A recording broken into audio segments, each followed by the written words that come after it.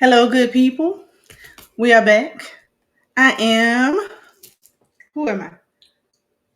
This could be a real problem if you don't know who you are. Who am I? I'm assuming you're Stacy. And okay, so that man that was just talking, that's Jelani. See, I was trying to, he missed it. No, you didn't give me that kind of cue. I didn't, No. yeah. Okay. As y'all know, we are trying to play catch up because we owed y'all like 3 episodes. So this is the third episode. And you know what? I just realized I'm recording this and I've been rubbing my eyes. So if I look like Batman, it's because I had I had on eyeliner and I forgot. And so look at it. Ooh, it looked like I done got punched in the face.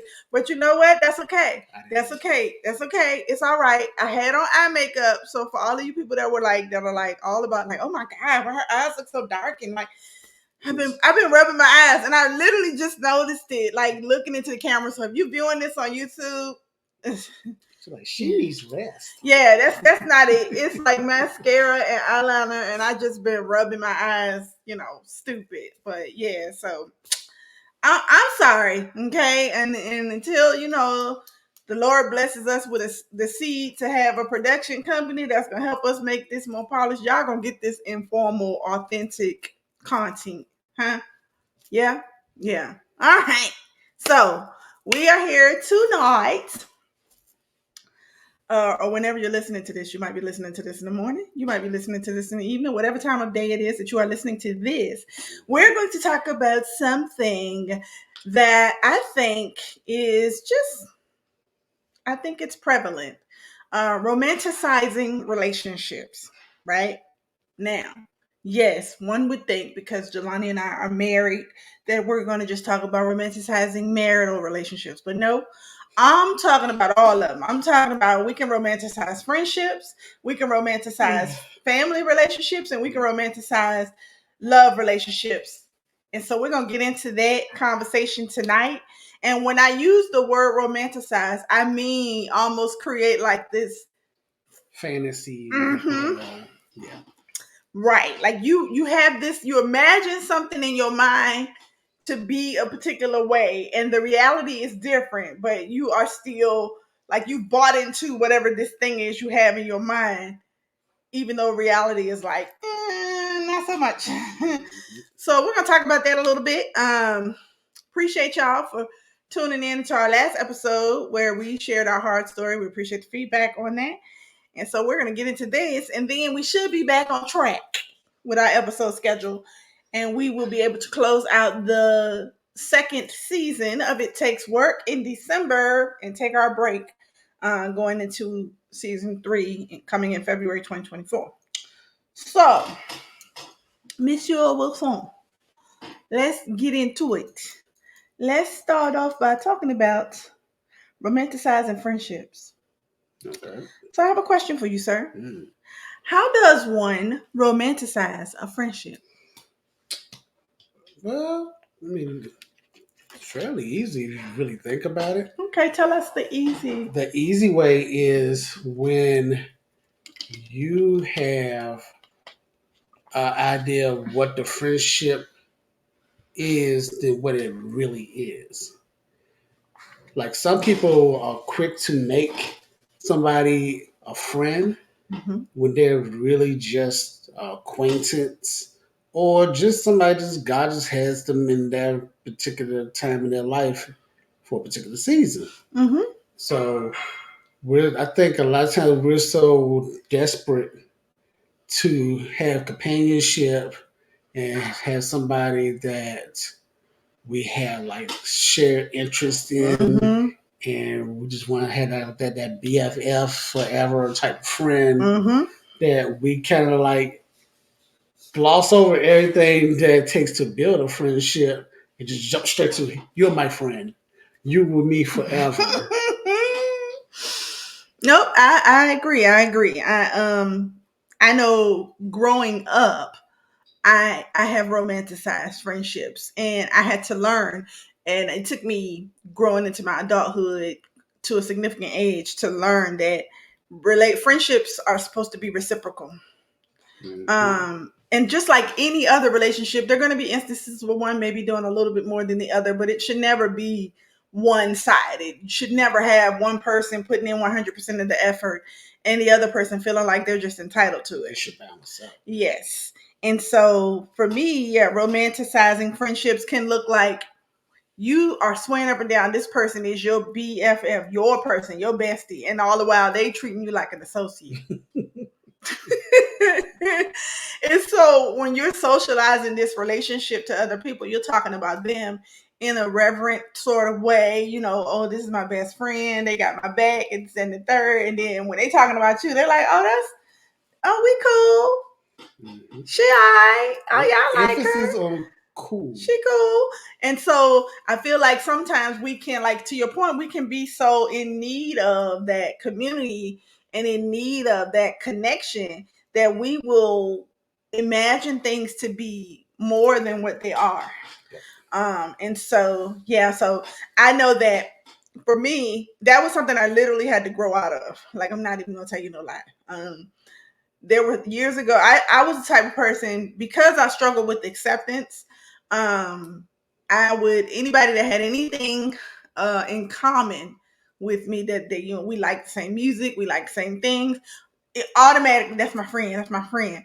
And then it got me getting older, going through some processes, learning a lot about myself, the type of person that I am, and if I'm a safe person for other people. I had to learn how to make sure I understood what a friendship was. And so now, as an adult, and I'm like, yeah, okay, it makes sense. And one thing I heard our old pastor in Atlanta, he taught a message, and he said, true friendships are built on the things you come through together. And at first, it really didn't make sense to me, because I thought, friends are friends based on the things they have in common, and what they can relate on.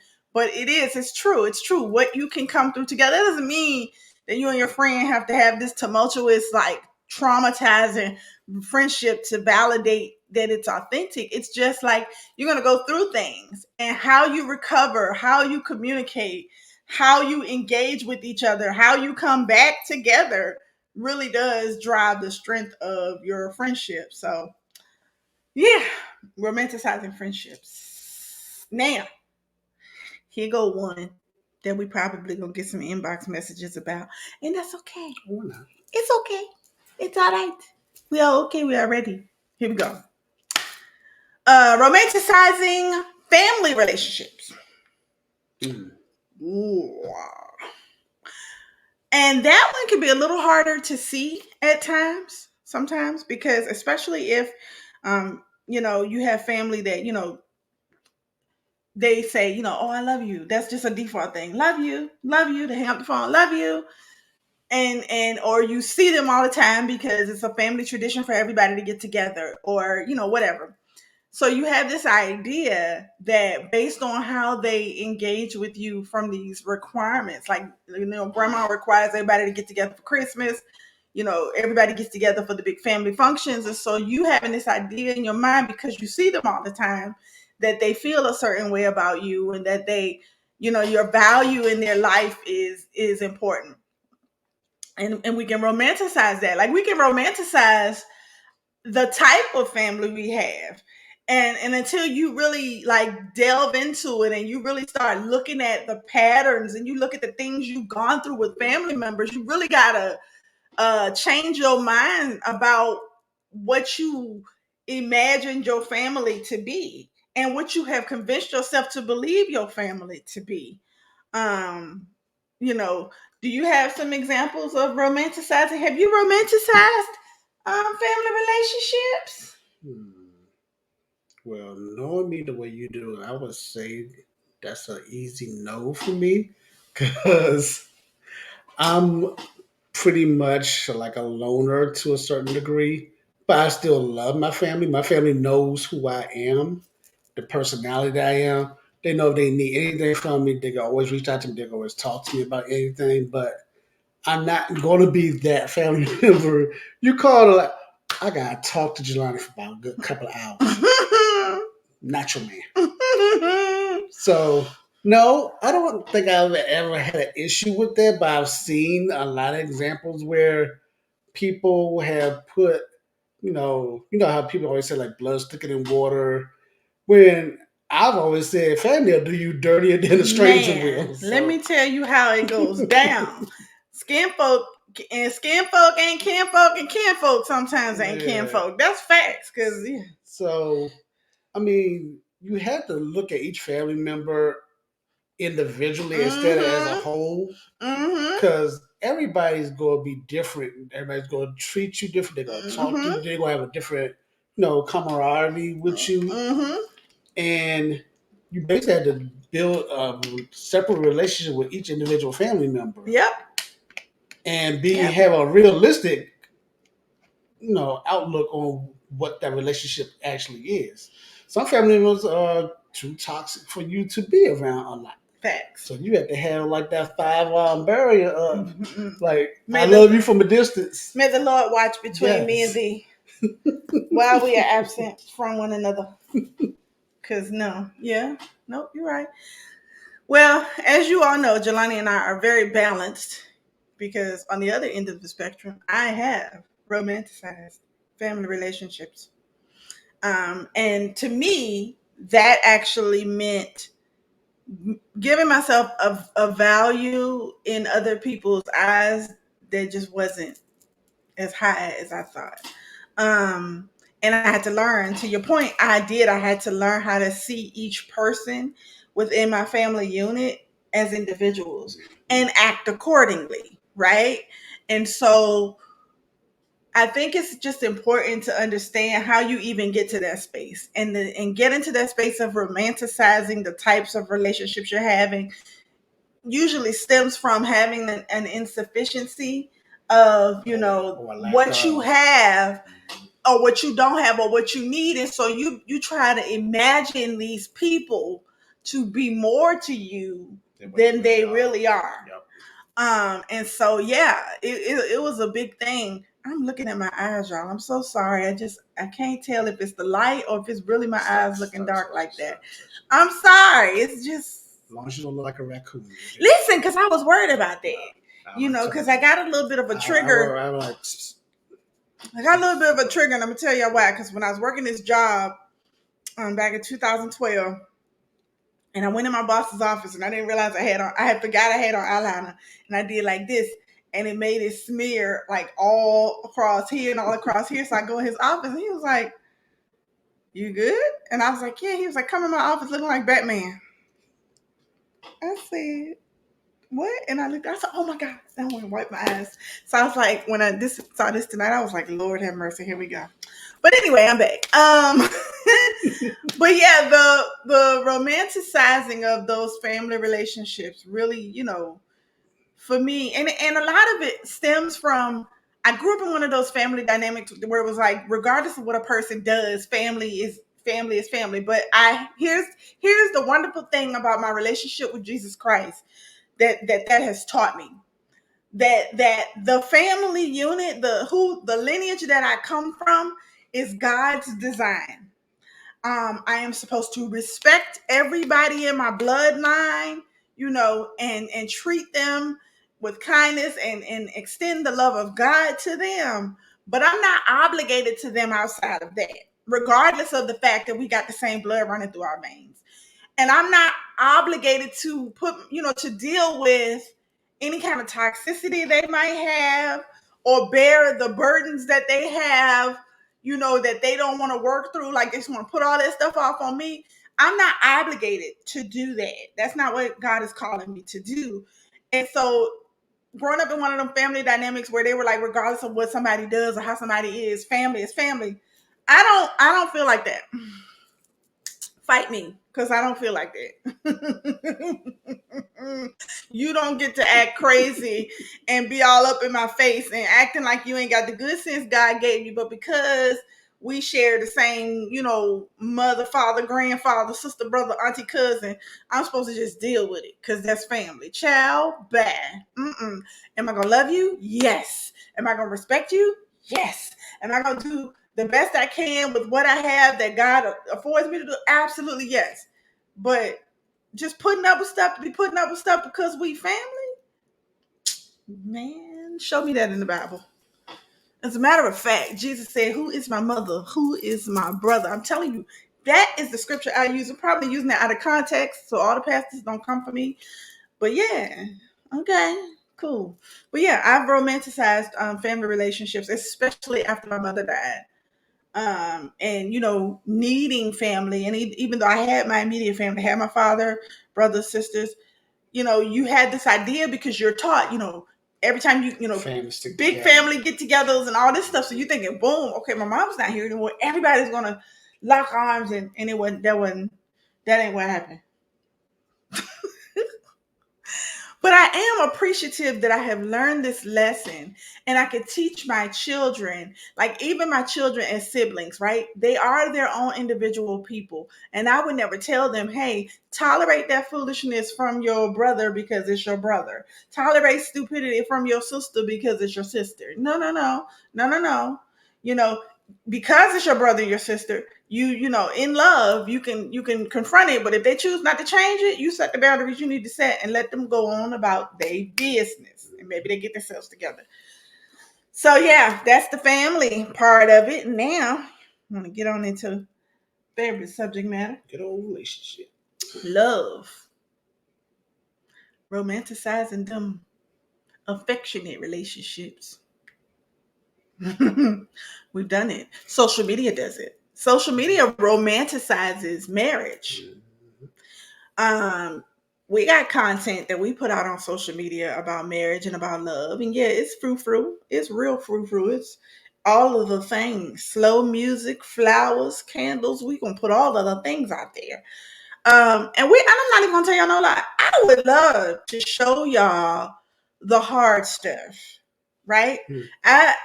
I wish there was a way, and I mean that honestly. I mean that in the most authentic way as I say this.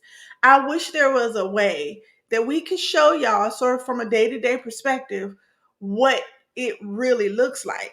But let me help you understand why content like that we wouldn't be able to put out that in a way that it would be consumable for everybody. It's because when you are having issues and you arguing and you got a disagreement and you feeling some kind of way, ain't nobody about to pull out no camera. Not to I, mention nobody wants to see it either. I mean, I mean, unless you're just a well, messy well, you'll be person. surprised. Yeah. People are messy, but then again, too, I'll even go on the other side of that. Sometimes people do want to see the not so perfect parts. But it for me, I can't speak for anybody else. There's a lot of folks out here doing content creation and stuff, and they know how to finagle a bagel and do all of the things. But for us, if Jelani and I are in an active disagreement, because one thing I'm thankful for is we don't have arguments. Anybody got time to be screaming and hollering and yelling and running all over the house with each other? We and we don't have time for that. When we have disagreements, I'm not gonna say, "Well, hold on, babe, let's record this real quick so we can share it because somebody might get help." That ain't realistic for us. We ain't gonna be able to do it. We're not gonna be able to do it because, first of all, the way I'm built, I'm gonna be too busy trying to get my point across. So I'm not gonna have time to pull no camera out because I got bullet points that I gotta present to justify my case. Bullet points. I gotta justify my case. So I don't have time. I don't have time. I don't have time to pull out cameras. Now, don't get me wrong. Do we want to help people that are struggling? Yes, this is why we put out the content like we did on the last episode. We shared our hard story. We shared some very vulnerable details that we could have kept just between me, him, and Jesus. But we decided to share it because we wanted it to help somebody. Now, where the romanticizing of it comes in is when people give the impression that it's great all the time. Honey, we wake up in the morning. You know those curated aesthetics that people put out on social media where they wake up in the morning and the bed is freshly made, Hmm. and they go and they do their face routine and they got matching, the matching head wrap and the matching robe, and the counters are clean, and and then they go downstairs and everything is clean, and they just make their coffee, and they're cooking their meal. I mean, it is like you'd be like, I wanna live there. I wanna do that. You know, that's not what it is. But again, social media and other outlets have romanticized this idea. Don't get me wrong, you want to celebrate the good parts of a relationship.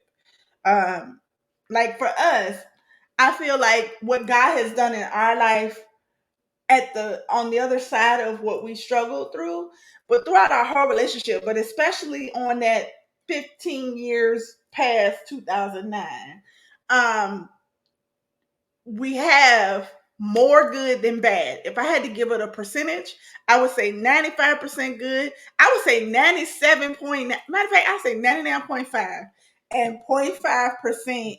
And the reason why I say Do that, I hear higher?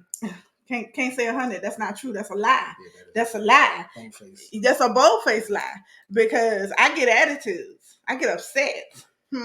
And I don't want them to think that I just be around here. Oh my God, I love you so much. You are my favorite. That would low key get on my That, nerves. that don't happen, y'all. I go downstairs, I see something out of place, I get very upset. I just stand there and I'll be like, we need to clean.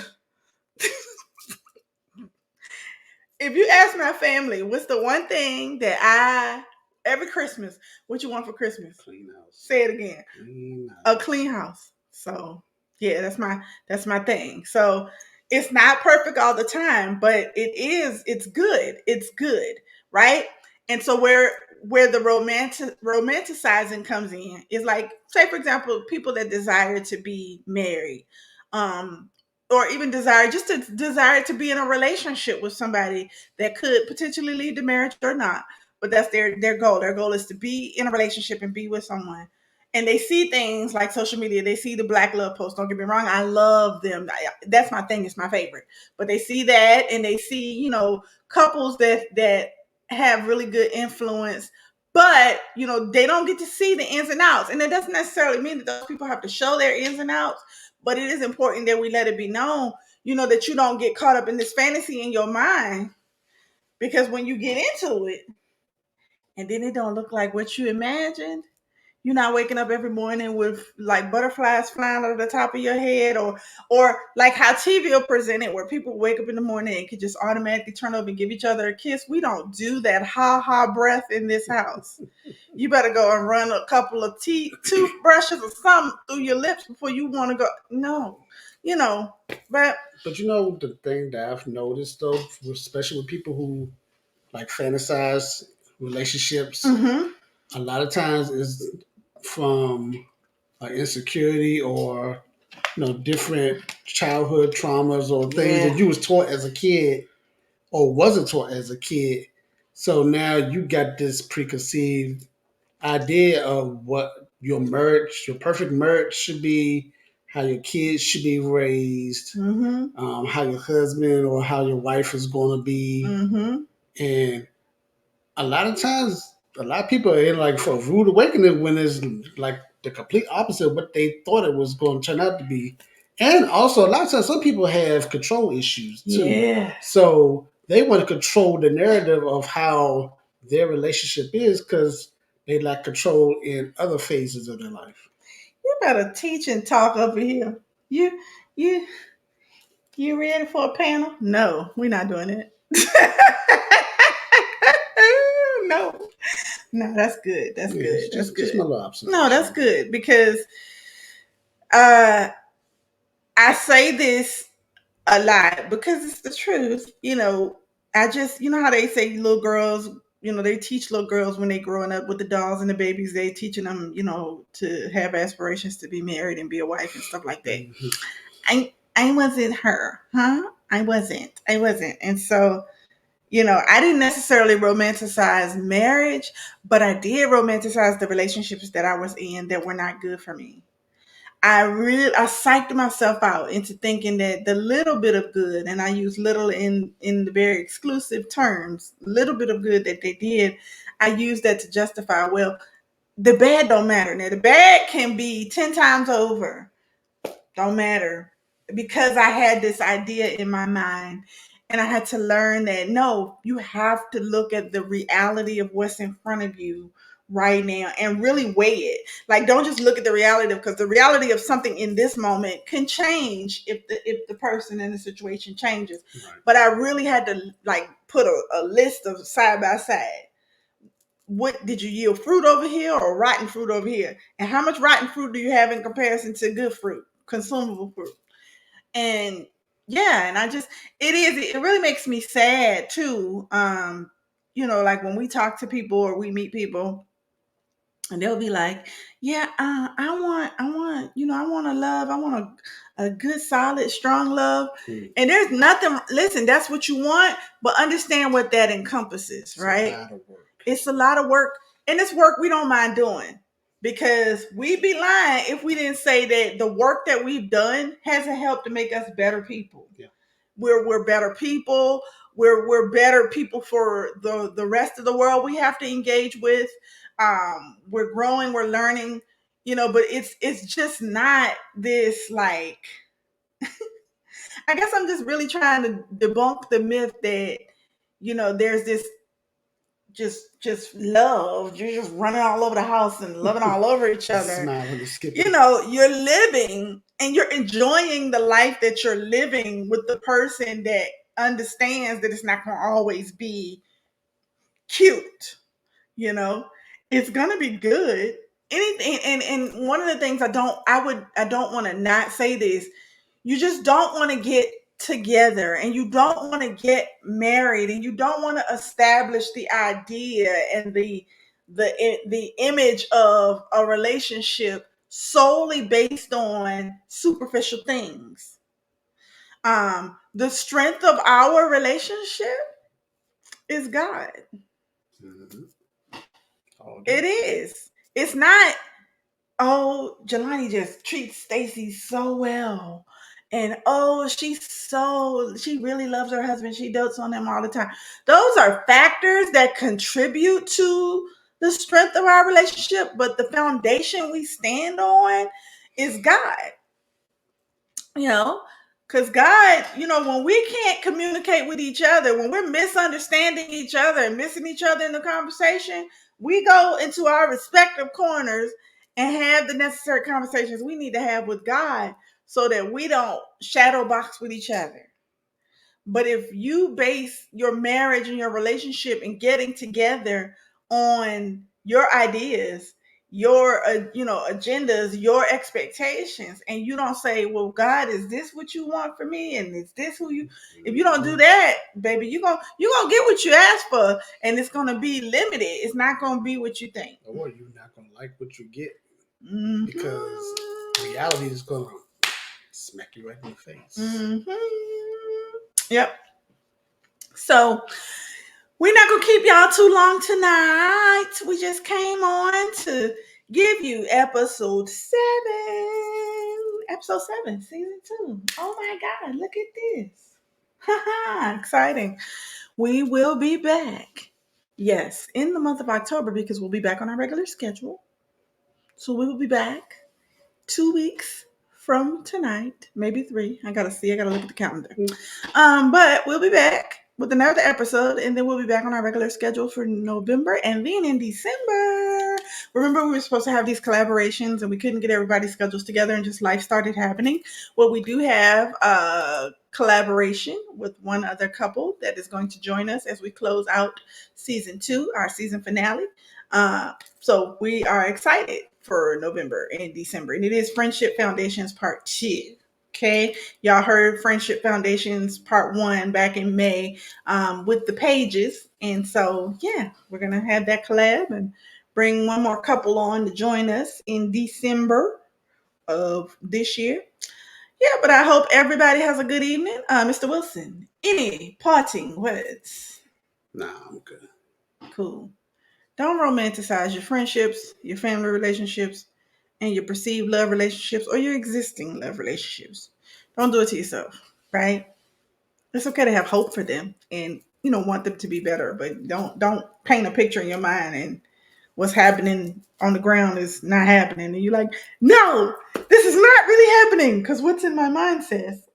In a nutshell, don't make it more than what it really is. Facts. There you go. All right. We will see you guys in a couple of weeks. Thanks so much for tuning in. Like, comment, and subscribe if you're watching on YouTube. If you are listening on the podcast platforms, comment, leave us a subscription or review. We need all that. All right. Take care, everybody.